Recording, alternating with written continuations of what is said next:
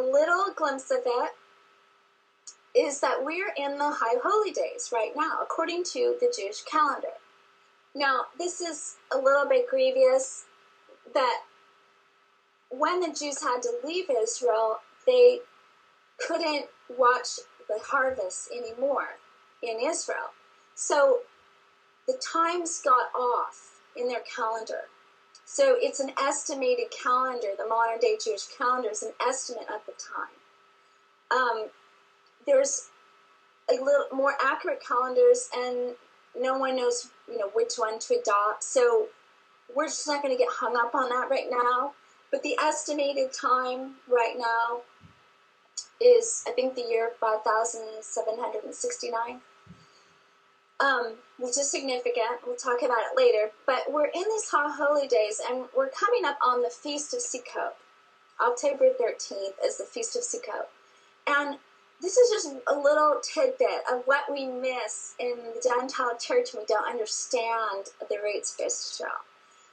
The Feast of Sukkot is the feast of the booths. It's a feast of the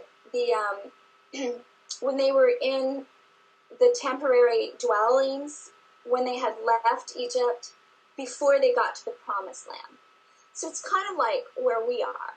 I mean, we're in a temporary Sukkot, we're in a temporary booth, temporary structure, as we are waiting for Promised Land.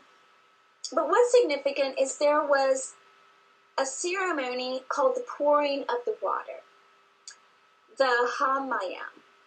And the cool thing about water in Hebrew is that it's not a singular word, it's a plural word.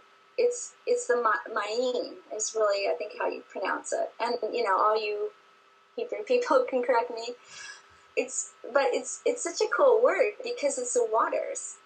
I mean, and they would do this, drawing forth from the well of salvation, and they would go, I think, to the pool of Siloam, to draw forth this water for the ceremony, and they would say, with joy you will draw water from the wells of salvation. And the salvation, it means Yeshua. So really you're drawing from the well of Yeshua. You're drawing from the well of Jesus.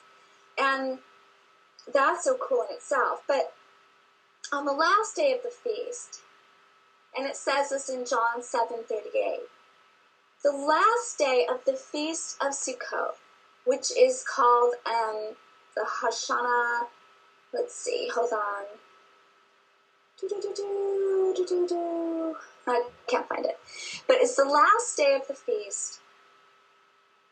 And they're coming forth to draw the waters from the well of salvation. And Yeshua, Jesus, stood up in the midst of the feast.